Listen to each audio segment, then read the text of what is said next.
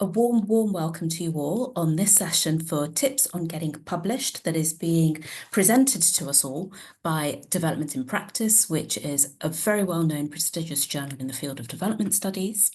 For those of you who might be new to the DSA, Development Studies Association, we're a UK-based membership organisation for anyone studying, researching or teaching in the field of global development. Membership is open to anyone with an interest in development studies, and we have very special joining rates for students. They're very affordable, especially postgraduate taught and postgraduate research students, as well as for colleagues who are based in and from the Global South. So we'll share some links in the chat. My colleague Rowena is on the call. We'll be sharing links so that you can find out more. Now, today's session is part of our ongoing support for early career researchers, and there's much more information on the other kinds of support that we provide on our website, which will also be put into the chat. I am delighted that Development in Practice, the journal, is joining us today for their insights. They are at the forefront of publishing high quality research on development practice and policy. And we're going to hear from the team that are here with us about how you can increase your chance of being published in general, not just in their journal. The people joining us today are Patrick Kilby, who's the Editor-in-Chief of Development in Practice, Joyce Wu, the Deputy Editor, Rochelle Spencer, the Deputy Editor, and Emily Finlay, the Managing Editor. So welcome to our Development in Practice colleagues and a warm welcome to all of you joining us. Without any more fuss, can I hand over please to Emily, if Emily is here? Thank you. Emily had IT issues. There she is. Yes. There she is. Hello, Emily. Thank you. Over to you. And please tell us how we can be successful in publishing. I will be taking notes. Thank you so much. Do you mind if I share my screen? Is that? Please go ahead. I think I've got the same. While you're doing that, many of you will have discovered that the chat is open. So do feel free to use the chat as well. Okay. Now.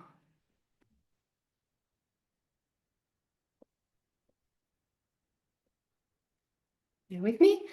Okay, so first of all, I'd just like to say that I'm speaking from the unceded Wurundjeri country in Victoria in Australia, and I pay my respects to elders past, present and emerging. Thank you all so much for coming. I'm going to be brief because we have a lot of questions. I just have a quick overview here, and I would like to start by saying that these guidelines relate specifically to development in practice, but you will often find these in development studies journals.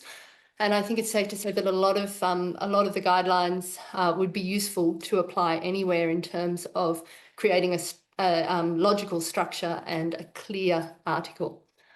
So Development in Practice publishes research articles on the shorter side of up to 6,000 words, practice notes of 3,000 words and viewpoints of 3,000 words. If you're interested in publishing with us or indeed with any development practice journal, you should check to see that your article fits the aims and scope of the journal first. All journals will have a section on what they're looking for. And also follow closely the instructions to authors. As many of the editors will say to you today, one of our most common issues with submissions is that they don't follow the instructions to authors and they don't get past the first initial check. We send them back.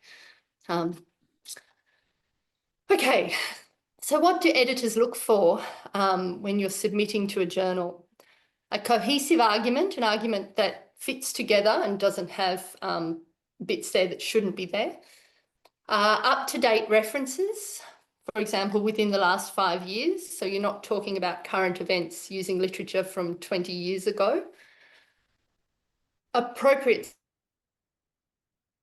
review, a discussion section that references the literature, etc.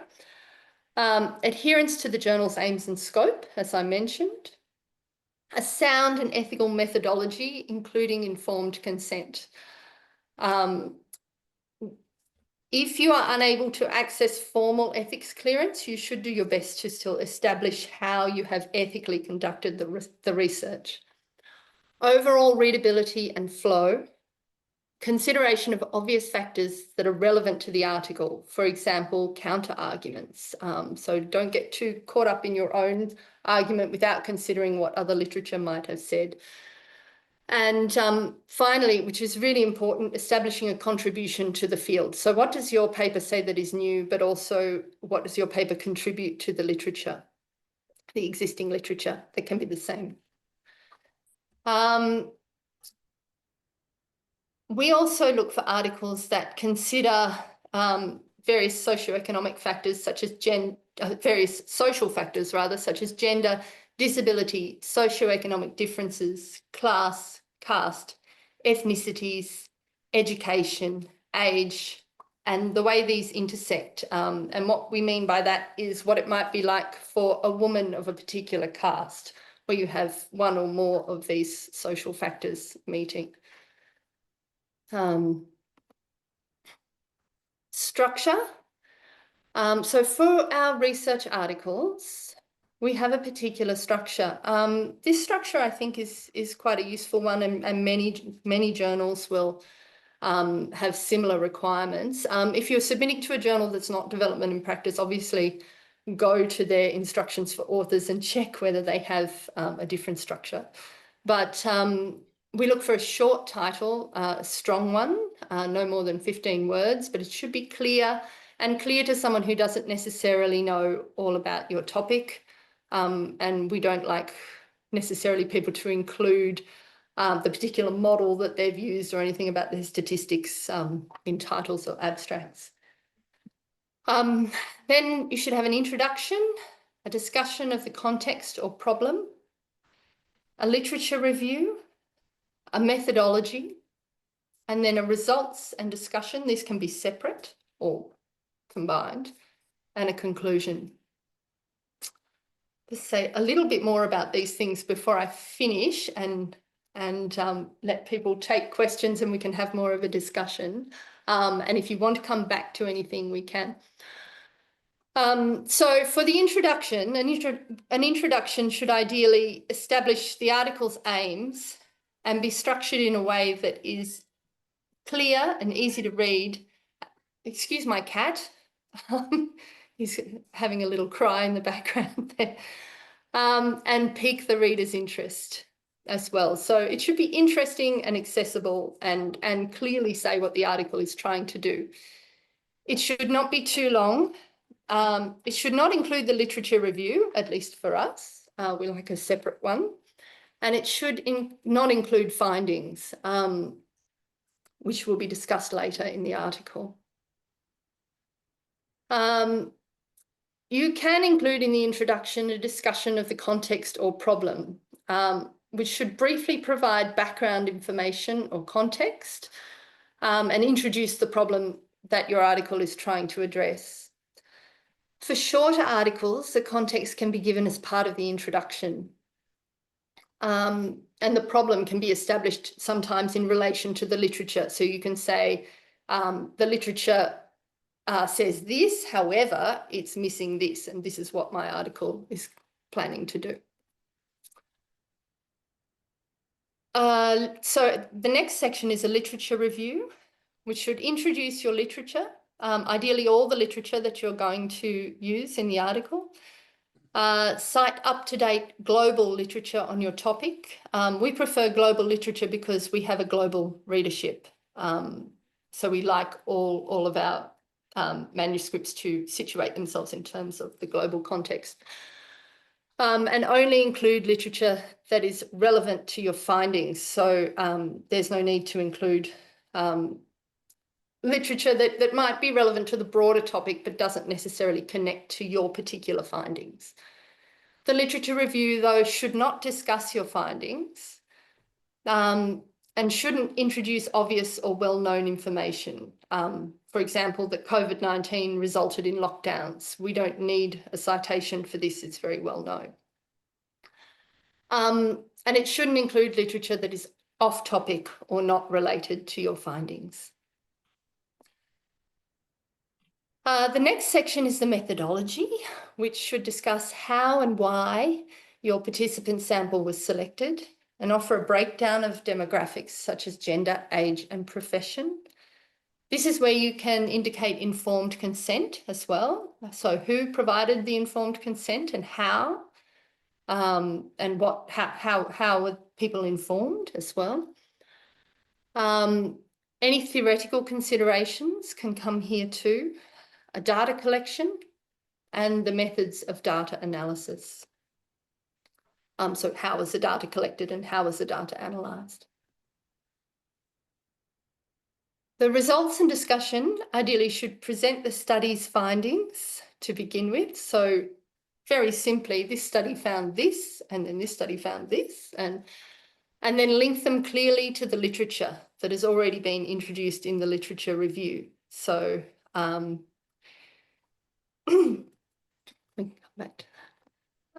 then, oops, I've gone too far. Sorry, a discussion of the literature is really necessary in this section. It's not enough just to talk about your findings alone, because then you get to the conclusion and it's very difficult to establish what the article contributes to the field without having tied back to the literature. So then finally, the conclusion, it should indicate the contribution, so what your study contributes to the field. So you've just outlined this, you know, in relation to each finding, ideally, and then you can summarise. So therefore, this article contributes this. The limitations, discuss any limitations and present areas for future research based on those limitations. And also for us, for development in practice, because we're a very practice-focused journal, we like writers to reveal the practical implications of their research. You may also wonder what happens to your article once it's been submitted. Development in practice has a couple of stages, which we can go through, but they come first to the editors, who may send them back and request further changes. And then often they're resubmitted to us again, maybe once or twice before we send them out to double-masked peer review. And this means that 2 expert referees will review your work anonymously, so without knowing who you are and without you knowing who they are. The process can take a really long time.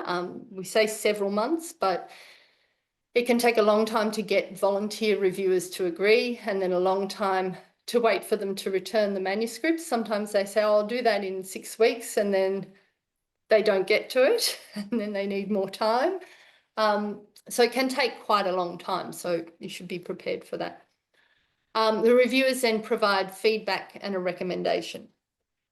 And the recommendations will be accept, minor revision, major revision, revise and resubmit, or reject. So the editor-in-chief, Patrick, will decide on which one of these decisions we're going to return based on the recommendations of the reviewers. And then we'll send these recommendations back to you, and you will be invited to make revisions and submit a revised copy to the journal. Most articles receive a decision of major revision following review, so it's also good to be prepared for that. When you are revising and resubmitting, most journals ask for a track changes version showing the first version and how the changes, showing the latest version against the first version and how the changes have been made. A clean copy as well with no highlighting, which can be easier to read for reviewers and editors. And also a table of responses to the recommendations, explaining how they have or have not been adopted in the revised draft. It's really good for these to be detailed and respectful, because often they'll be sent back to the reviewer. We usually send them back to the reviewers to sign off on, to say they're happy with the revisions. So you should bear that in mind. Okay. And we can move on to questions now. And I'm happy to come back to that as well. Do you want me to leave the questions up, Pamela? Yeah, just the slide. You can leave it up, but we can also put the email address in the chat. I don't know if we can do that. Yeah.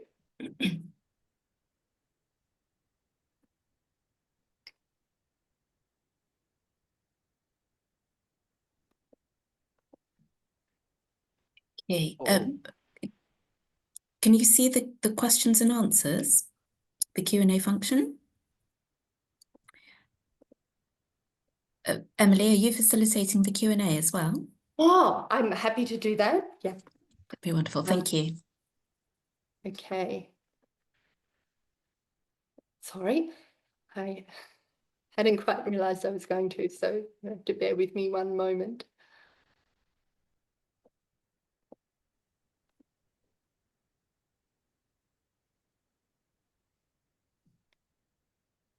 Sorry, Emily, Rowena here. Lots of buttons to press on my screen, but I think you've got the questions that we sent through to you from the participants in advance, if you wanted to pick up on some of those. Sure. If not, I can. No, I have them here. I'll just. Okay, so we had ones on getting started with academic publishing. We've covered, somebody had asked about the key stages in the journal publishing process, but we've covered that. And we've covered the structure. So what are the most common mistakes that new authors make when submitting their first paper, and how can these be avoided? Patrick, do you want to answer that? Yes, I can. It's just not new authors, it's also less new authors as well, the older authors, is to carefully follow the instructions. For example, particularly if your paper doesn't quite fit as tightly as it suggests. For example, I'm preparing a paper now for another journal, and I had a look at the instructions and I went, oops, it doesn't quite fit. But what I will do in the introduction is to make the case why this is an important fit to this particular thing. So you actually have to make a case if it doesn't quite fit. I think that's important. So, and the one we find most common is to make sure you answer all the comments. And often we put comments in which are really based on the instructions to authors, and they continually slip until when it comes to Emily saying, "Are you happy with this, Patrick?" I come back and say, "Well, they haven't really addressed this comment from several rounds ago," and so which is often tying the paper back to the literature, say what it adds. That's important because if you can say what your literature adds, you will get cited. And being cited is a big deal. And it's also a big deal not only for the author, but also for the journal. So we do emphasize that a little bit. The second one is if you're into statistics, most of the readers probably aren't. And so it's important not to have pages and pages of complex mathematical equations, but really to explain the equation as simply as possible and to present the data in a way which is accessible to a general audience. And the same comes with more philosophical reflections as well. And we send people back saying, can you have more straightforward English, please, for our broad readership? So there are a few hints, but Joyce and Rochelle, any thoughts? Just a very simple one is please follow the word length of the journal. So for example, if the journal says 8,000 words, please do not submit a 5,000 word article or a 12,000 word article. Yeah, I mean, and journals, and they may or may not be very strict. And that's the important thing. We're a little bit flexible, but that may not be everybody. So that's important. And also some journals I know, if they have one reject from a reviewer, then that's a reject. We give the benefit of the doubt. Okay, but it's important not to make sure that you have the paper as tight as possible, because it's a very competitive business. It's the acceptance rate for most journals is under 20%. Speaking of journals, that brings us to another question. How can new authors identify reputable journals and avoid predatory ones? I think Rochelle might have an answer for this one. Yeah, thanks, Emily, and hi, folks. Look, I always suggest to PhD candidates and early career researchers that they should look at the articles that they're citing. Where are they publishing? So if you've got, say, 20 articles in your reference list that you've used, then have a look what journals they're publishing in, because perhaps that's where you should be also thinking about publishing. And the reason for that is because A, you know that the journal is interested in your topic and your area of research because they've already published something that was relevant to what you're working on.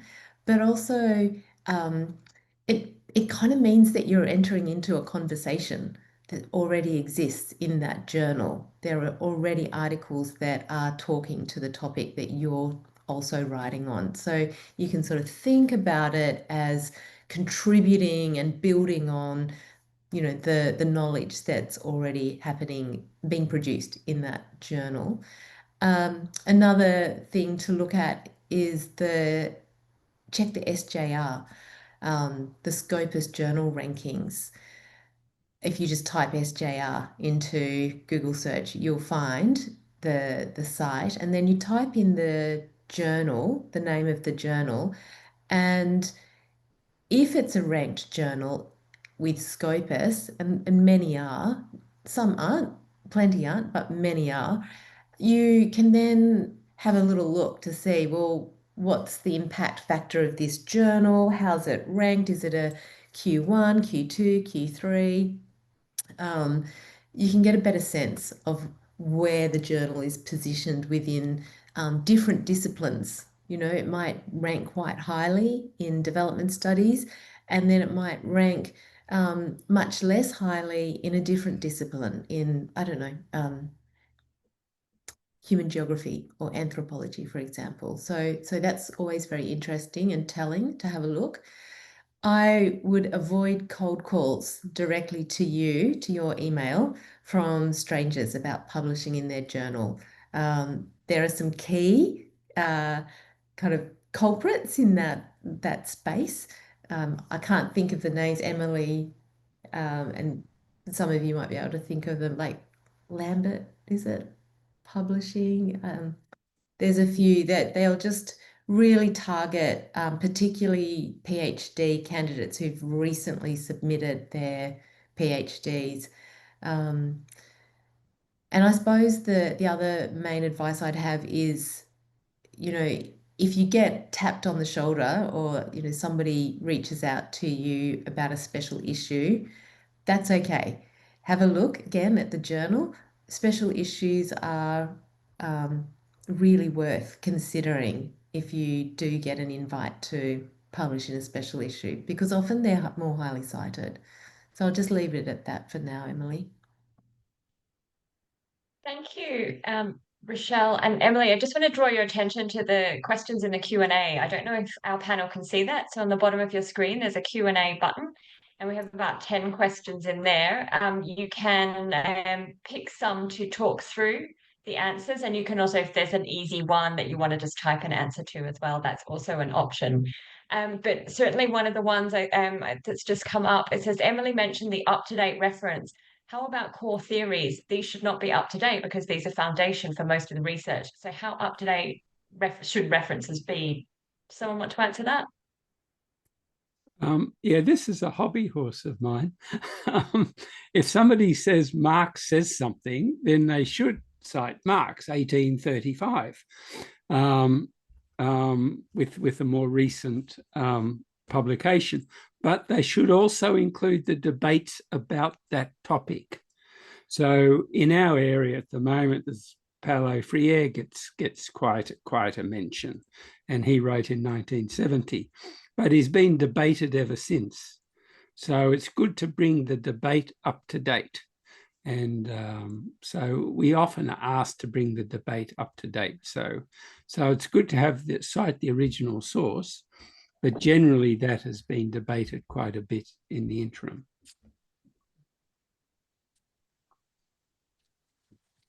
Thank you. Do you want me to pick out some more questions? That'd be great, Rowena. Right, I can if you want. I don't mind. I was actually just okay.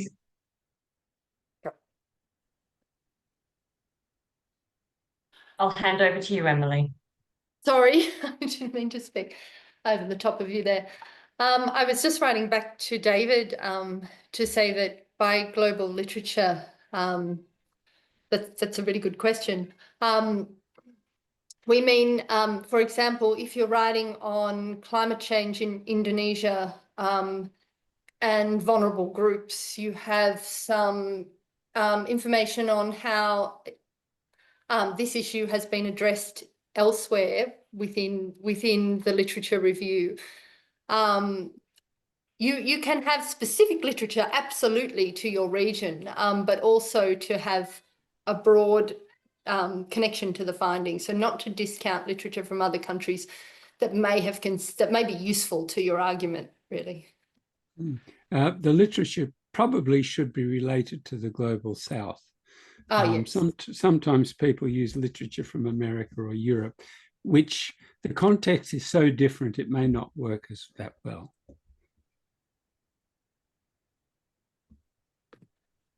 Okay.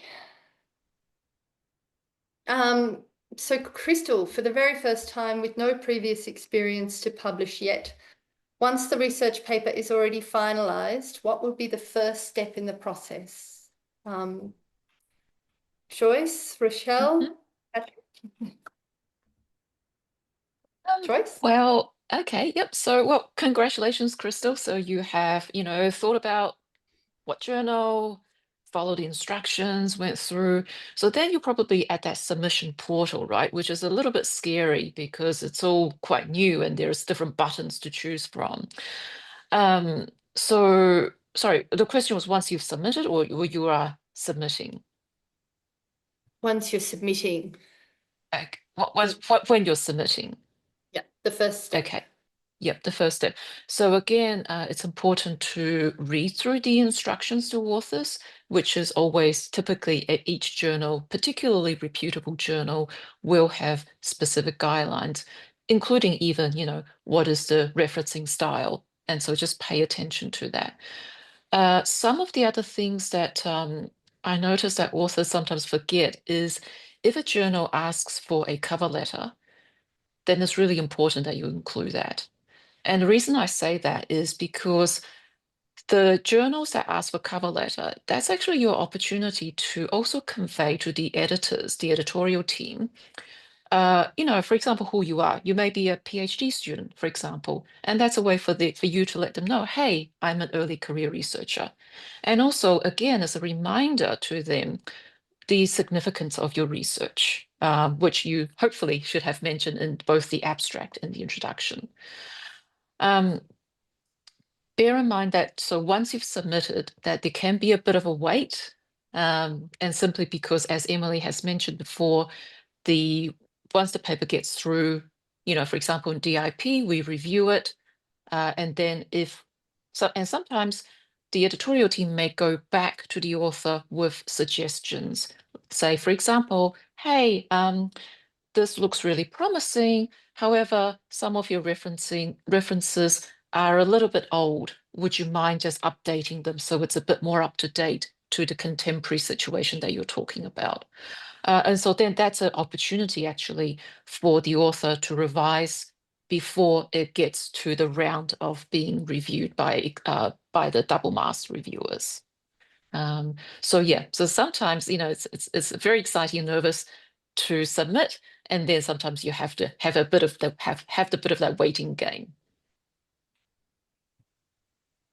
Thanks, Joyce. That actually links a little bit to the next question on the list, which is from Zach's. I realised that the weakest link, or perhaps one of the greatest challenges, is finding reviewers.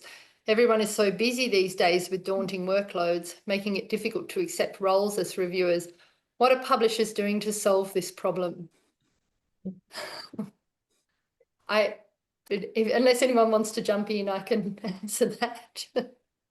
Yeah, you answer that, Emily.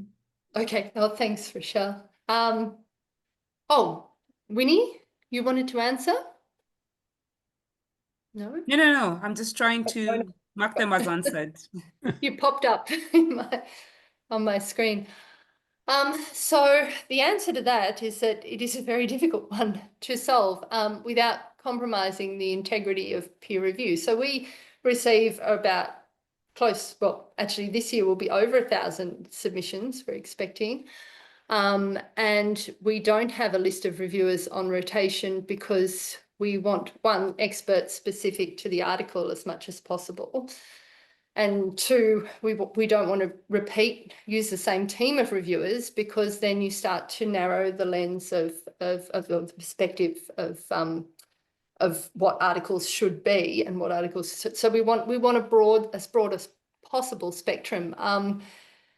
But this means that we are somewhat at the mercy of people agreeing, as you point out. I'm not sure that there's an easy answer to that one. Except that you need to expect a wait. Sometimes, do get in touch with journals though if the wait is too long. Sometimes people write and say, look, my manuscript's been with you for 6 months. What is going on? And I will explain to them, it's been with us for this long because we've had 2 reviewers agree and then just not return the review, and we're trying to find new ones. But usually we will accelerate inviting reviewers and inviting until we get people. So, yeah. I can just add, I look for reviewers, and my practice is to invite 4 at a time with a view to getting a couple. And I repeat that every month. And so invariably, but the journal offers incentives for reviewers. Every time I submit to a different journal, I see what the incentive is, and then I say, can we match that? But in our case, the incentive is a couple of months, I think, of a free-to-read access to the journal. And then we have a reviewer prize, and you can get a reviewer certificate. So they're the 3. Some other journals offer discounted book purchasing and that sort of stuff. And so we try to keep an eye on what the competition's offering to make sure that we can, match the competition in terms of incentives for reviewers. But journals are well and truly aware of this issue. And can I just quickly add, oh, sorry, Rochelle, you were about to say something. No, you go ahead, Joyce. Okay. I think it's also useful to remember as well that we as publishing authors, it's a reciprocal process. So, and being reviewers is a voluntary process, role as well. And so, if you publish an article already, then maybe consider volunteering to review, so that to ensure, that there is a, other people, that you're supporting other people as well. That's it.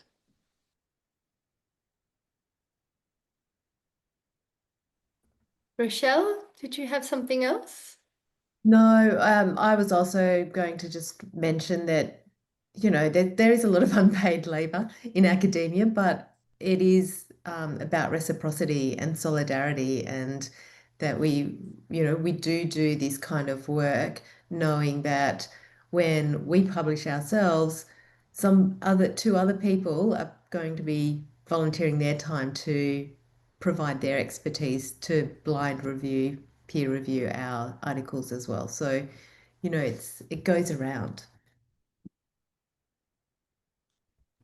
Thanks, Rochelle. Okay, from Vivek, there's another question.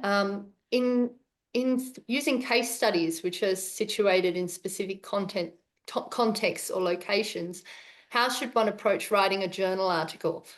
For instance, my research is on the role of caste networks in business in Delhi. Would journals like Development in Practice be interested in specific case studies, or would you suggest trying to relate with larger theoretical arguments? How should one decide what literature, theories, concept your research ought to engage with? I can handle that, as it's a subject close to my heart. We would actually welcome caste in business networks in India, because it's an interesting debate, and it moves the debate, the other important debate. I'm not diminishing it, about the structure of caste in India and how it disadvantages people and those sorts of things. So this one would be an interesting case. And the important thing with the case study is to make sure that you cite the evidence. So the tricky bit is to make sure you talk to a lot of people. Well, not, when I say a lot, I mean tens more than two or three, and then be able to cite their views, and particular, not only caste, but women of caste as well as men of caste, and how they may change. And if that comes together, that would be a really, really interesting contribution to the literature. But I'm not going to say it's an easy task, but it'd be a very interesting one to pull off. Thanks, Patrick. Anyone else? I just saw a question about, can we use Gen AI or ChatGPT? Who would like to have Go ahead, Joyce. Oh gosh, good question. I'm an academic at a university, and this is something which we're also grappling with. I think a good rule is, did it come from you? Can you reliably say that you have written it? Because ultimately, when you submitted the article, you're saying that this is this is an original work, and that you can stand by it. Okay. If somebody, for example, wrote to ChatGPT and say, can you write me a 6,000 word journal article for development practice, and here is the instruction to authors, please comply. That's actually written by ChatGPT. That's not by the person who simply, hit a prompt and then copy and paste it.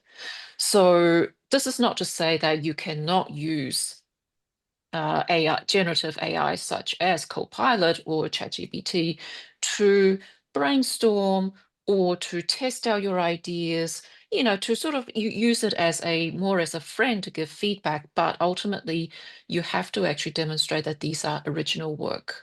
All right. And if you do use it for things like, oh, can you give me suggestions, ideas? It's always good to double check and verify whatever sources that they tell you, because what people say about AI can hallucinate. Yes, it will. And it's always important not to use AI as a search engine, because that is not the function of an AI. It's a chatbot, essentially. So please use search engine for that purpose. Mhm. Anyone else like to add? Yeah, and just remember, AI has been trained to help you. Therefore, if it doesn't know something, it's unlikely to say, I don't know. That's where you run into the problem of hallucination, where it just makes stuff up. So it's always good to check that the references exist. There's cases where we are, where judges sort of call lawyers out for making up case judgments. So double check everything, and also make sure that you what do you call it? State that you've used AI in the preparation of it. And AI cannot be a co-author. All the journals will tell you that. So make sure you acknowledge what AI did. Tidying up language is fine.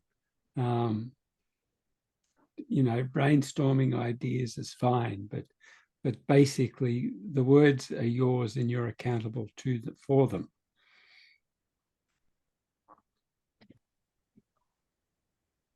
Thanks, Patrick. Thanks, Joyce. There are a couple of questions here from Tin Muang. I hope I've said your name correctly. So what are the differences in the expectation of novelty between journal articles and book chapters? And then the second one, sometimes my paper is rejected after peer review, and by then the data or context has already become outdated. How can I address this issue and preserve the time value of my research? Which is a really good question. Anyone want to tackle those or one of those? Just from me, I prefer book chapters simply because there's an editor who wants a chapter from you, and the editor determines that, and those sorts of things. Except for book chapters, you have to be invited to contribute, and so to some extent you need a record, and the record is developed through journal articles. So I think that's an important thing, unless you're going to do a whole book, which is, again, that gets reviewed. So book chapters usually have to follow either a book or some journal article. So you'll notice. So somebody says, "Can you do a book chapter for us?" So it is a bit tricky, some of those things. I think too, just to add to that often when you're talking to your track record at an interview and they want to see what you've published, often you will find that people much more highly value journal articles over book chapters, and they'll say the reason for that is because, oh, well, your network has, allowed you to be able to contribute to a book chapter. It's who you know, right? So in some ways that is a strength because it demonstrates that you have a network that respects you and has invited you, and that's the case you should make if you get questioned about why have you got so many book chapters versus journal articles. But the critique is, well, it's a lot easier to publish book chapters than journal articles. So, I think you have to kind of weigh that up and get a bit of a balance happening. Journal articles arguably require a bit more novelty, I suppose. Like they require a little bit more in the sense of you have to really pitch to a journal why your journal is worth publishing out of the 1,000 plus articles that are coming across our desk each year. So, you need to be really clear about what your contribution is to the scholarly literature. And that's what makes it novel and competitive and likely to get published. In terms of your other question, that within a publishing timeline that you feel that your data is not, that it becomes outdated within that short publishing timeline. Look, it must be a very long publishing timeline for it to become outdated quickly, because I think you can continually contextualize historically how something is relevant. So even if it takes you 12 months to get a paper published, and it was about, say, I don't know, the coup in Myanmar, and you wrote right on the back of that coup a paper, and you were trying to get it hot off the press published, and it ends up taking 12 months. Doesn't mean that it's outdated and irrelevant 12 months later or 18 months later.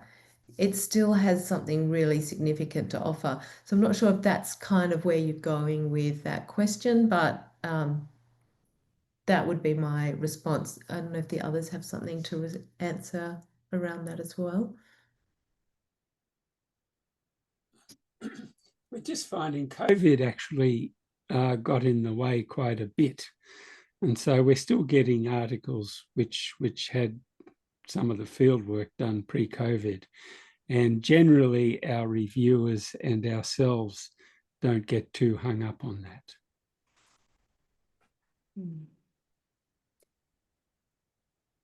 I think, sorry, I was typing a response before, so I'm sorry if someone's already said this, but I think having up-to-date literature as well is important to bring your research up to date, to know what's been done since as well. Okay, so I'm conscious of the time, and I've been looking at trying to avoid questions with too much overlap. So if I've skipped yours, it's not because I don't think the topic's interesting. And please, you can feel free to email us, put the address in the chat and ask the questions directly and write back to you. So there was one here about, which was actually specific to development in practice, which I thought I would, lost it now.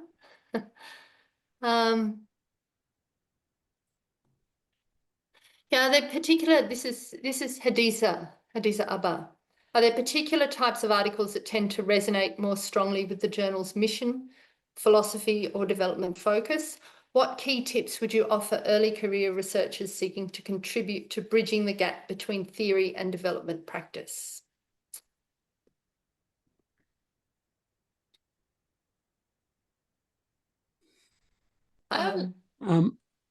Sorry, Joyce. I would say, oh gosh, this is a very good question. I would say that the journal's mission, we have a very strong sense and commitment to social justice. And that means then we look, we're always paying attention to, well, how does this paper contribute to the debate, or how does it build social justice or facilitate these dialogues and understanding? And so that's where I would say, coming from that. Having said that, it's not like an activist manifesto. It should still be relating to development studies, literature, particularly in the global south. Anyone else? Yeah, it should have a fresh take on stuff if it's an old story. We get quite a lot of papers about microfinance. And if I can be a bit stereotyped slightly, they tend to say microfinance is doing a great job. And there's quite a lot of literature which suggests there's a few problems. So if we want something on microfinance, we would like it to really drill down and interrogate any social justice aspects to it. Are women advantaged or disadvantaged? And so, and how does microfinance create divisions as well as create gaps as well as close gaps? I think that's part of it. And as a favourite at the topic, partly because of e-commerce is coming out, as to how, you know, electronic banking, etc., you know, formal financial services are fantastic. Most, I don't want to do too much of a stereotype here, but a lot of very poor people use informal financial services, and it works for them. And so when we talk about financial services, we should be really interrogating how people use money and how they use their family, money lenders who often get bad press, some of it deserved and some of it undeserved, how they use the system in their communities rather than just going straight to the bank. And governments like e-banking simply because then they know who's doing what. Ultimately, they're easier to tax. So, I mean, there's a whole lot of things to think about. Same with agriculture. There's lots and lots of papers about how this is doing well or that is doing well, but they don't interrogate access to services. Who do the extension officers serve? Who does the fertilizer company serve? Who does the seed serve? And invariably about 1/3 to 40% of farmers are women, and often they miss out on this stuff. That's the sort of thing we want explored if we want to look at microfinance or agriculture, for example. Just to add one quick thing as well in terms of that question. In terms of linking theory and practice, I would say consider the theory only insofar as it comes to bear on the practice or relates to the practice. And that will get you a long way in terms of explaining the theory clearly as well. And just quickly, yeah, sorry. Before you move on from that one, we have our different types of articles. And so we have the perspectives, the practitioner perspectives that you can write to, which is very much about the development practice.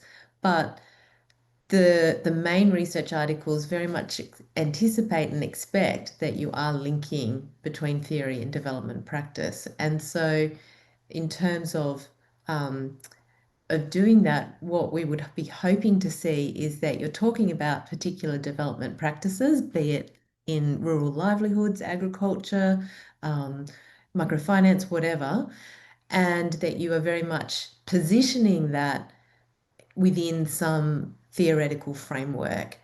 So we anticipate that that's what you're going to do with a research article. If it's going to be more just telling us about some new development practice that's kind of interesting and taking on a new slant, then you would probably be looking at a viewpoint or a practice note,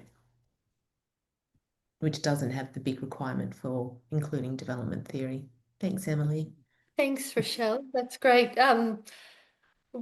There's one more question that we have time for, I think,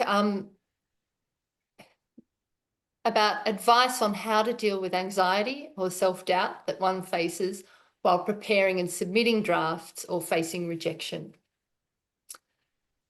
Oh gosh, we can all talk to this, I think, right from being honours students all the way through to being an emeritus professor like Patrick. You always have anxiety in the process, and I'm not sure that it necessarily ever stops for us. That it's normal. It really is normal, because you are feeling you're putting your precious work, all that writing and intellectual effort that you've made out there to be critiqued, and that does make you vulnerable. And I just hope that in the process of